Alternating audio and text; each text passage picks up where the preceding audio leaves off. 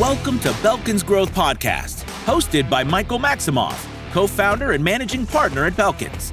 Today's guest is Sarah Hicks, Senior Sales Development Representative at Predictable Revenue Inc. Company, founded by Aaron Ross, author of the award-winning best-selling book, Predictable Revenue. Sarah works at the foundation of modern SDR approach. Michael and Sarah talk about the role of SDR in the sales process. What are the best KPIs to support this role? And what skills do SDRs need to have to be successful in their job? Enjoy listening. The last time we talked, you said that you've been on the job for a year and a half or something, like 30 months, right? Yeah, year and a couple of months. That's right. Okay. So, I wanted to start with you defining what the SDR role is and how does the SDR fit in the sales process? Yeah, absolutely. So the SDR is the first point of contact for any cold prospect in Outbound. So their sole focus is creating outbound opportunities. Kind of the way they have to fit into the organization is they obviously have to know their ideal customer profile and they have to know the offering, services, products like the back of their hand. And then what they've got to do from there is within that ideal customer profile, they've got to search for pain, generate an interest, develop brand awareness or brand trust for the company. And then they've got to create and nurture these relationships with these prospects. And then hopefully if they can do that, they can qualify the prospect and then introduce the prospect to a closing member of their team. So kind of the SDR within the revenue team or the sales team has a responsibility to the account executives to book great meetings, take great notes, make clear opportunities, make sure that the prospect actually shows up for that next call with the AE. And then they kind of need to stay in touch with the AE to make sure everything's on track when they're doing that. They need to stay in touch with their manager to know where the manager wants them to focus their outbound activities, to know any changes in strategy or approach. They need to stay in touch with the marketing team. Often marketing teams will be supplying kind of warm leads, email signups, webinar signups, that kind of thing. And then stay in touch with their fellow SDRs to learn from each other, find out what's working and what's not, share what's working for them. Got it.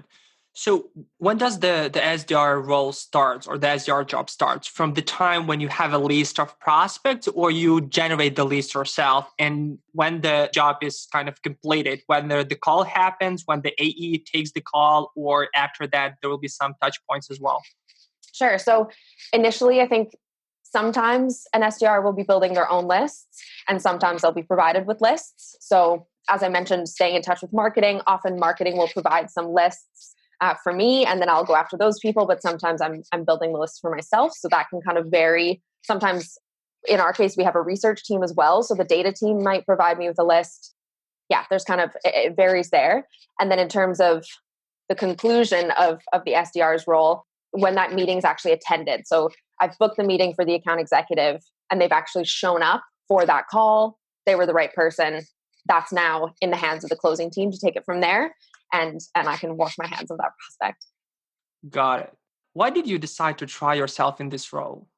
I come from a background in the arts, in performance. I went to theater school and I kind of wanted to be in a role that would exercise the skills that I gained in that part of my life. So things like being able to kind of think on your feet and having good communication skills and being able to take direction and also being able to take rejection. I find that an audition is not dissimilar from a cold call or even a qualification call. You've got to be able to handle objections, keep a good attitude regardless of the way that someone is speaking to you or regardless of their response. And then the kind of the empathy and knowing the human condition allows you to navigate conversations, matching tone, all that kind of stuff. So I wanted to, as I mentioned, work in a field that my job would benefit from those skills that I already had. And luckily our company as well is massively supportive of outside lives. And so I'm able to keep performing while working with our company. So it's kind of perfect. And I'm able to do things like this podcast that we're doing. I'm able to help Colin when he does our predictable revenue podcast. So I really feel like my skills lend themselves to sales, but I'm also able to bring the arts in other ways. So do you think that these soft skills that you mentioned, do they just predominantly yours, or do you think that ideal SDR candidate should have those skills. And I wanted to touch base on the good SDR hire later on, but since you already mentioned this, so what soft skills do SDRs need to have to be successful at their job? Absolutely. So I think the number one thing is, as I mentioned, following direction. So being coachable. So you got to listen to your managers, listen to executives, listen to teammates to hear what's worked and what hasn't, and be able to follow their lead initially, especially if you're starting out as an SDR for the first time and you don't really know how to prospect. That's the number one thing that you're going to need to be able to do, is just follow that direction. And then from there, it's about being creative and agile. So once you've got this foundation, you've learned everything you can from your peers and from your managers, that kind of thing, then it's about being creative. With outbound prospecting, there is no cookie cutter solution. There's no template that's going to get you great responses every time. There's no exact sequence that's going to get you great responses every time. So it's really about testing out different things, seeing what works, seeing what doesn't, and keeping moving, keeping trying different things. If you fail and they don't work, that's totally fine. Pick yourself up and try again. Got it. Do you think that the person should be an extrovert or introvert? Should the person have a prior experience in sales? Is it a truly sales role, or it's more like sales kind of project manager role when you deal with other departments and or it's a marketing role as well where you create campaigns and craft sequences, or it's copywriting role? So which one would you say that role fit into, in terms of personality? Sure. So I think in every organization, the SDR role is going to be slightly different depending on what the marketing team looks like, if there's a research team, if the manager is the one building sequences, that kind of thing. So for that reason, I think not necessarily being an introvert or an extrovert would be the way to kind of identify a good SDR, but rather if they are motivated, are a great communicator, and are empathetic, can read people. We've definitely got people on our team that are really fantastic SDRs that are like great on the phone. I have one colleague who has like an amazing radio voice, and he, like smooth talker. He sounds like he's 45 on the phone, and he's 21. And I think he'd probably identify as a bit of an introvert, but he's absolutely a fantastic SDR because he is a great communicator, can kind of communicate ideas clearly, concisely, and then great at reading people and like matching tone and matching demeanor and that kind of thing. And then absolutely motivated to do everything he needs to do in order to hit quota. So I think those are kind of the pillars, personality wise, kind of that along with the follows direction and coachability that make a great SDR. I share with you the majority of the pillars because that's exactly what we are looking for when we hire SDRs here at Balkans. Talking about motivation, we would need to start with KPIs and targets. What are the targets that were set up for you within predictable revenue and in general, right? What's your take on how should the KPIs or targets look like for SDRs? Sure. So in terms of my own targets, my quota per month is 10 meetings attended. And usually that looks like around 12 meetings booked. There's the odd no-show, of course. So 12 meetings booked usually translate to 10 attended. And in terms of other KPIs, in terms of like number of calls, number of emails, that kind of thing, I don't really have any of those metrics set out for me. I'm fortunate to be given a lot of freedom within my role to kind of achieve that quota however I can and in a way that kind of suits my particular skill set. So I don't actually have exact numbers on the amounts of calls, the amounts of emails or LinkedIn touches that go into that. But so the main target for you for like a quota is like 12 booked meetings per month or 10 attended calls, right? Yeah, 10 attended is the most important number. So it's a very easy way to set up a KPI for the SDR. You have a KPI, you supply with all the tools, with everything that SDR need to achieve the quota, and you just set up a goal and say, okay, you need to book 10, and then it's easy to measure, right? But I've seen that very often happens that you book calls for AE, right? And AE takes call 1, 2, 3, 4 months. And your average sales cycle is, let's say, 3 months, right? And after 3 months, AE is not closing. And then he'll say, well, I'm not closing because, I do have calls, I do have a pipeline, but Sarah books calls and she's very persistent. So a prospect gets on the call with me, but then not very cooked per se, right? Mm-hmm. So would you say that maybe it makes sense for the SDR to have an incentive to get a percentage or get a bonus from actually deal close, or you just need to focus on the main quota? And then if you exceed the quota, right? If you book 15 calls instead of 10, should you be compensated more just on that or based from the closed deals?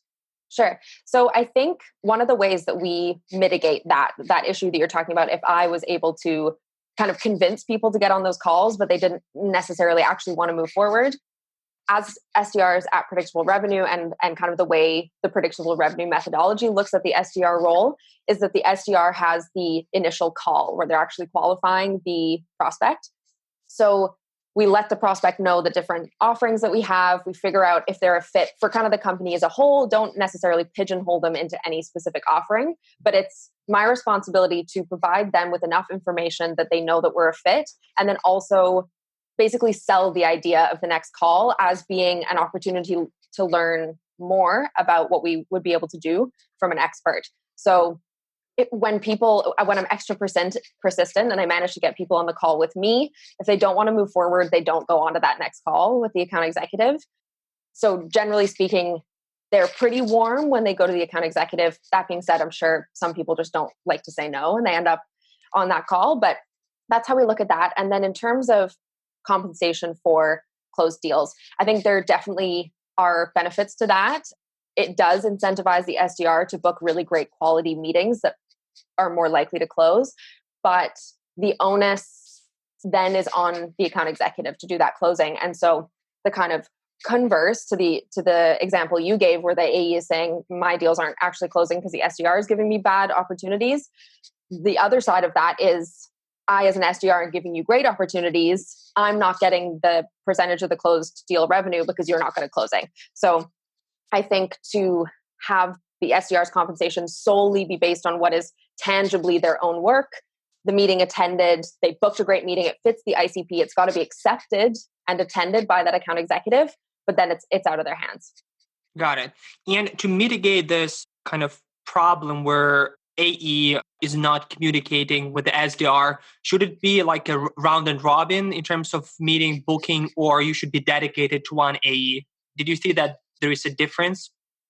In my time at Predictable Revenue, there have been times when there has only been one AE, times that there have been multiple, and we do generally stick to just alternating between them. There has been talk of potentially specializing AEs into particular service offerings or something like that. At this point, it's not really necessary, and I think the best way to do it for a team like ours is just to be alternating those opportunities. And it generally works out to be quite fair if you end up giving 5 and 5 to the account executives. And then is there any kind of, do you think that there should be any additional compensation or incentive if you exceed your quota, like book more appointments? Would that be fair? For sure. Or I do think that's fair. And that's also something that we do at Predictable Revenue. They call it an accelerator. So you've got your quota, you've got your set compensation per meeting booked within that quota. And then anything above that, we get 1.5 times the commission. I think that's a great and fair incentive to push harder.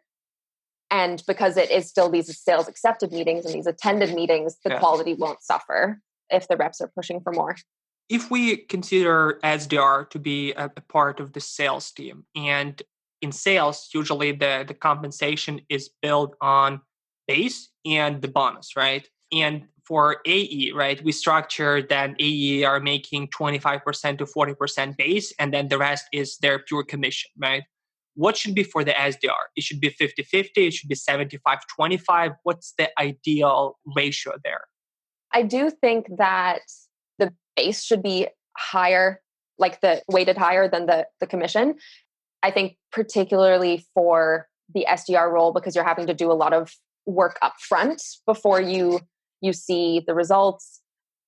I mean, I haven't actually experienced any other structure where it's weighted the other way, but I do think that I believe that for any job, the wage alone should be livable, and then of course your compensation should be a bonus beyond that and an incentive to work. But I think in sales there's so much fluctuation in the market.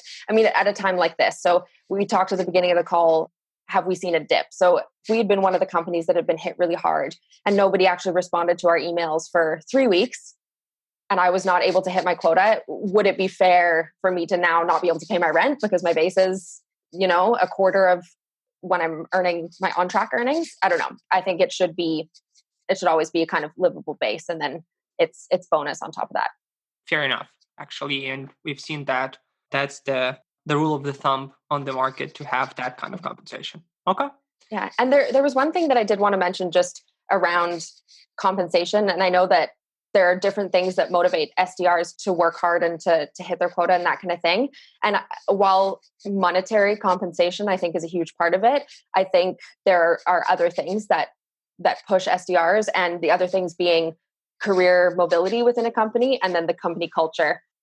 And I think it's the combination of the compensation structure, the ability to move laterally or however they want to move, whether it's an upward trajectory, whatever that might be, and then just the culture that exists in the workplace, the support that they have from their managers, from their fellow SDRs, that kind of thing. It really is a combination of all three. If I was working in a workplace where I made really high base and then an excellent, huge amounts of money in compensation, but it was, not a fun place to work, and I didn't feel supported by my peers, or there was a competition in an unhealthy way, it wouldn't make me happy, and it wouldn't make me motivated, and wouldn't make me want to stay at that company. So while money, I think, obviously is a key motivator because we live in a capitalist society, so absolutely it has to be, there are other factors at play. Great that you mentioned career path and company culture. Let's talk about those two. So career path, right? Career growth for the SDR. So where to next in the SDR role? What's next for the SDR? Sure. So that can depending on kind of the size of the team, size of the organization, that kind of thing. If you come on as a junior SDR, kind of your first move is probably to be an SDR and then to be a bit of a resource for some of the more junior people on your team. There is the ability, if you have a big enough team, to become an SDR manager. Sometimes that will be a player coach role where you'd have maybe a smaller quota and also be supporting your team. Sometimes it would be fully a management role. But the kind of the other track, and I think potentially a more common one for a lot of people, is to move into an account executive role. And this is actually something that I spoke to James Buckley. He also does some podcasts and has a lot of content on LinkedIn, but he and I talked very, very early on in my career. He's been a sales development manager for most of his career, for a long, long time. And he explained to me that he thinks there's a massive gap in sales, basically for female sales development managers, because if you kind of take a look at the female distribution through companies, they are more heavily on the marketing side, or they move from SDR to account executive. But it doesn't seem that there's a lot of female sales management. So I think, for my sake at least, I might try to lean into the SDR manager track if I can, to bridge that gap a little bit. That's great. Do you think that SDRs have enough training and experience by holding the SDR job to be qualified for an AE job? Because it's a bit different role in terms of, you are not closing, so you need to know how to close. You need to know how to build business relationships on a more higher level when you actually deal with multiple decision makers and dealing with the contractation, the payments, all of that, which SDRs not typically do on a daily basis. So do you think that it makes sense more for AI to try yourself as a sales exec first and then go to the AE, or you think that the SDR, especially in predictable revenue, is more than qualified to be an AE in the future? Yeah, I think that probably depends on the proximity that the SDRs have to the AEs within their organization, and the kind of how open those lines of communication have been throughout the SDR's career. I know that for us, obviously we're all working remote now, but when we were all in the office, the entire revenue team, which is the AEs, the sales manager, and the SDRs, we all work in one little section of the office. So all of our desks were facing each other. So if I was sitting there doing my email tasks, I can hear the closing calls happening on either side of me. And so I'm able to kind of absorb the language that they're using, the strategies that they're using to kind of work their way through a lot of the conversations, the objection handling, all that kind of stuff, the more high level conversations than I would have been having. But I do think there is going to be quite a lot of training that would need to happen. Like you're mentioning, like writing proposals and dealing with multiple decision makers and organizing payment and that kind of stuff. That's definitely what would need to be taught. But I think because one of the most important characteristics of an SDR is to be coachable, they'll be coachable as an AE as well. So it shouldn't be too drastic a transition. If they're able to kind of absorb and learn from the team around them, if they're given an opportunity to kind of slowly work their way into an account executive role, like maybe take a couple of those calls or take smaller deal size calls or whatever that might be, I don't think it's too tough a jump in the right organization. But I do agree that maybe a more intuitive move for an SDR would be to be an SDR manager or something like that, because it is just more an organizational or management version of the role they've already been doing.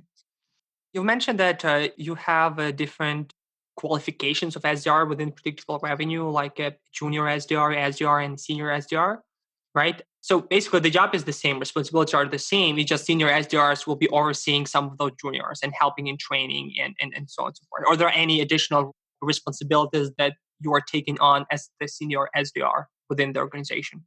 There would be nothing set, no additional set things that you'd have to take on. But I think one of the things that you would do as a senior SDR would be just make yourself available to support in more areas than maybe when you were junior, because you're obviously focusing on honing your abilities as an SDR, and it's going to take up more of your mental capacity and that kind of thing. And once you know the role really well, you know exactly what you need to do in a month to hit quota, and you kind of free up a bit of your bandwidth. I think that's when the move to senior makes sense. And when you then can lend a hand to the junior members with training, or you can help other teams, like what we're doing now, like the podcasts. Podcast is sort of the marketing and our CEO's realm, but I love to do this. And now I've got the time, now that I know how to do my job, now I've got the time to be able to do stuff like this. And you also, I think, have more time to experiment with different strategies. While as a junior SDR, you've got to sort of stay to tried and true methods, because you have to make sure that you hit your quota. But once you really know how, then you can start to experimenting, being creative. Yeah. My thoughts are about the training. I mean, you were talking about this and I was like, okay, what the training should look like for those SDRs, right? So how does the training look like in predictable revenue for people that are starting out on the job? Do you guys have like a month vigorous trainings, like one-to-one, the methods, something online, or how the training process is structured for the SDR? Sure. So we've got a lot of documentation around the process. Obviously, at Predictable Revenue, we're fortunate because this is what we help other companies do. So we're in a better position to train our SDRs than a lot of other companies that are maybe, scaling the outbound team for the first time. But yes, we've got a lot of documentation, playbooks, that kind of thing. There is a bit of a ramp process, like the quota in the first month will be none, just try to learn, and then 3 meetings, 5 meetings, up like that, maybe a 3 to 4 month ramp period before they're at full capacity. But I think it's very hands-on at Predictable Revenue. It's not a lot of reading literature online. I remember, I think on maybe my second day in the job, the SDR manager at the time asked me to take a look at our case studies on our website, pick one of them, figure out what type of company that was, what industry they're in, what defined that company as a good customer, go to Google, try to make myself a list of similar companies, go into outreach.io, build myself a sequence that included cold calls and everything, and then try to reach out to them. I got 0 replies in my first sequence. And I was like so scared to do the cold calls. And we even just sent like one unsolicited calendar invite just to see if the guy would accept after he had ignored all my emails.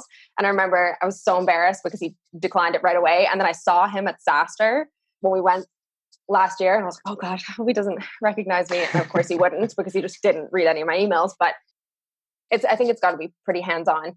It really is. The only way to learn is through practicing. And I'm still learning new things every day and figuring out what works and what doesn't. And because that all changes so frequently, there's no set manual you can just read and then be a great SDR. So you've got to just start sending emails, start making calls, start reaching out to people on LinkedIn, watch podcasts like this one. There are tons of great sales thought leaders to follow on LinkedIn, and they put out a lot of great content. So a lot of the time spent training initially was listening to the podcasts that we'd done with guests, listening to external podcasts, and then just trying to take it all in and try to build sequences from there.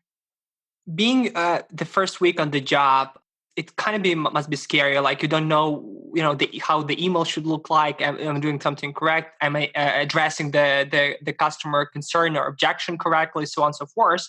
So do we have a mentorship or someone checking is on hands-on with you and checking every email, and you need to BCC that person, or you have a Q&A, someone that is doing Q&A every day or something? How does the time in predictable revenue for the new SDR look during the first week?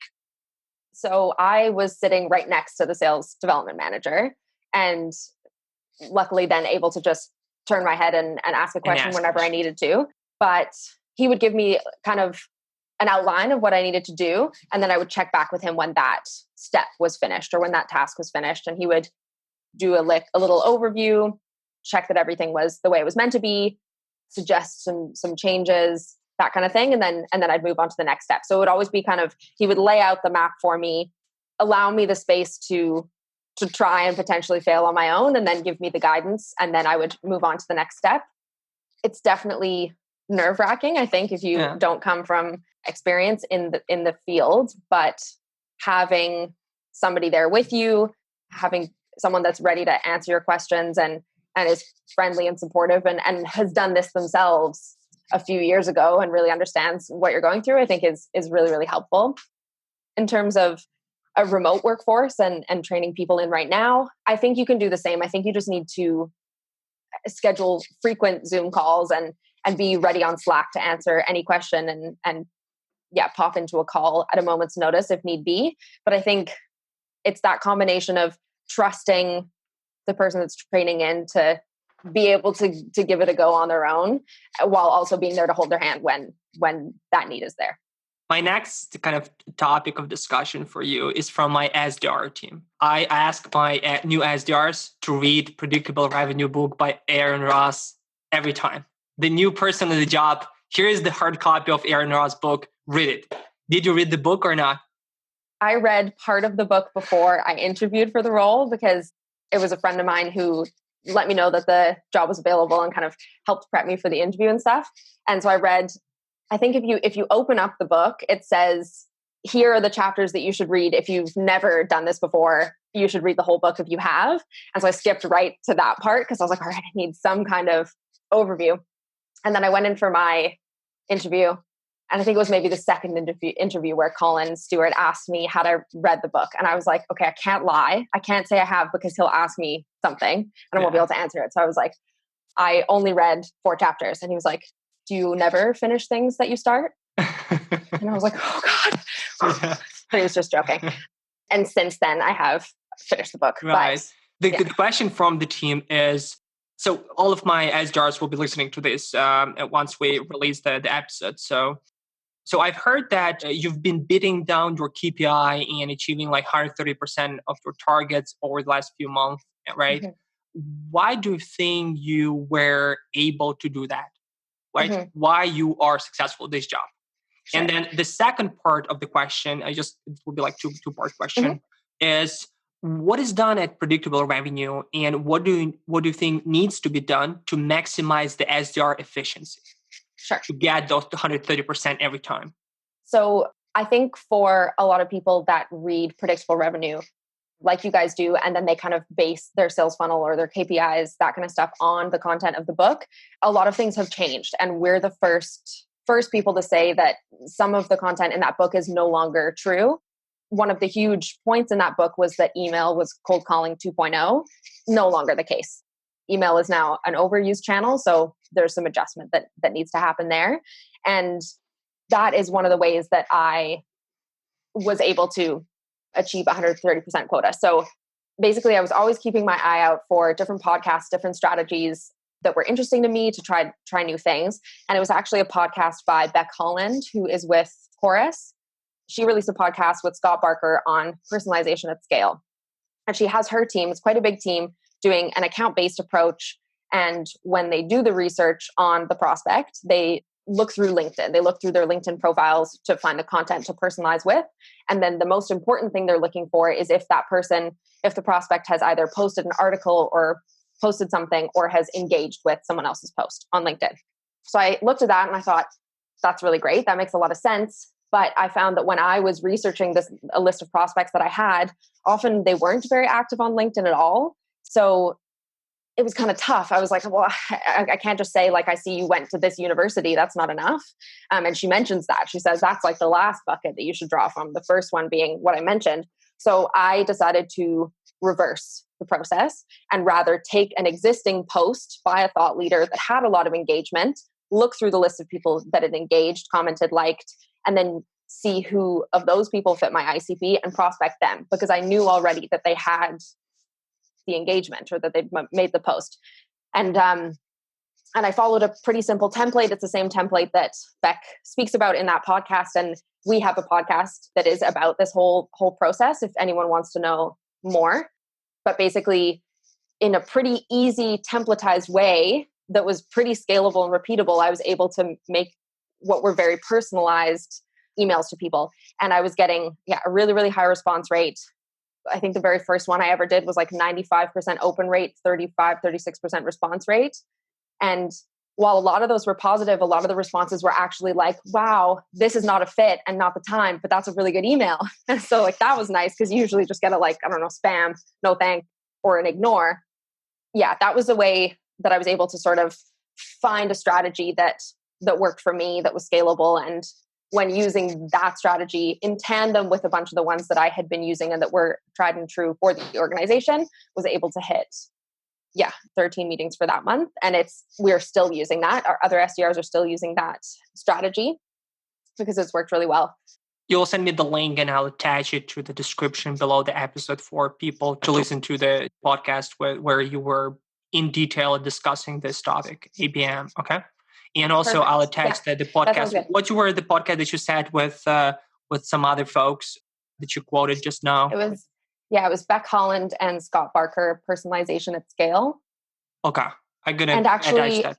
And later on in mid-April, Beck and I are actually going to do a podcast where we go into it together and break down how exactly to do these sequences. And we'll give kind of really actionable ways to do it. Kind of the podcasts we both did were more high level, the ideas around them. But yeah, we're going to be doing a partner podcast to basically provide SDRs with the actual templates and the actual ways to do this themselves. So keep an eye out for that as well.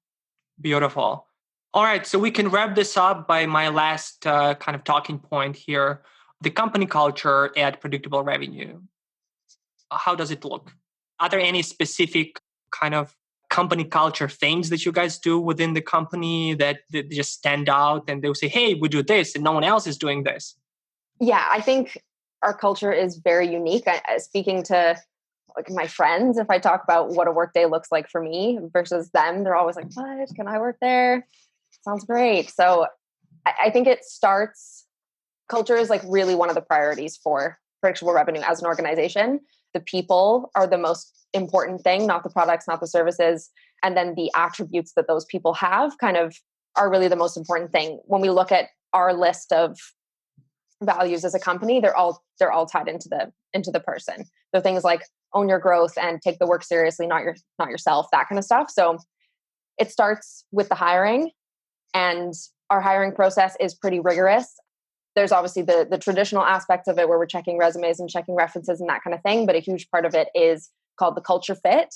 And that's where the person actually comes into the office or remote and meets the entire team that they'll be working with and plays a game. And usually what we've had them do is teach the game. So we can see how they kind of behave in a group, if they're having fun, if they can communicate ideas clearly, all that kind of stuff. And I think that is a very, very important first step.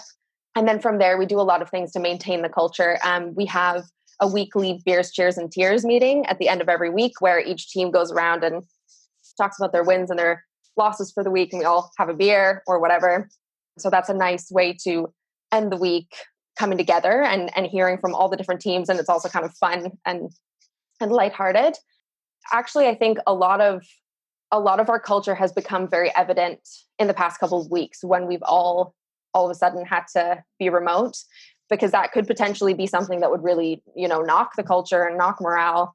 But all of the executive team have done a really exceptional job at maintaining the culture. So for instance, our revenue team has a weekly or every single day, all week, first thing in the morning meeting to check in and just chat. Like it's not necessarily a work meeting. It's just a hangout. It's like, let's talk about what's going on. Let's get back on the same page. Cause that's what we would have done in the office. All told our stories from the weekend and chatted and all that kind of stuff. And in that time we watched marble races. I don't know if you've seen those have popped up because there are no sports. So we each picked a marble and we watched our marble races. Mine won, probably not a coincidence.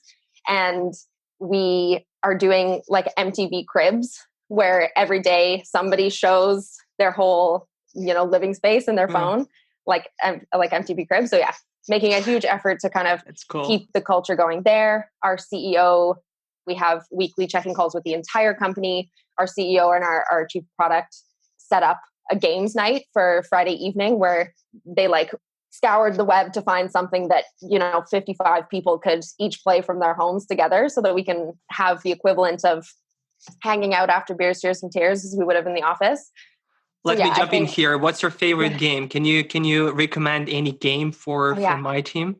I don't know what it's called, but it's a drawing game where everybody sits in the same room and one person gets prompted to draw something. And then as they're drawing it, everyone else has got to guess what it is. I'll look it up. I think maybe it's just called the drawing game. The drawing game, right? Yeah. We hope you have enjoyed this episode of Belkin's Growth Podcast and found it useful. Be sure to subscribe and catch upcoming episodes on iTunes and Stitcher.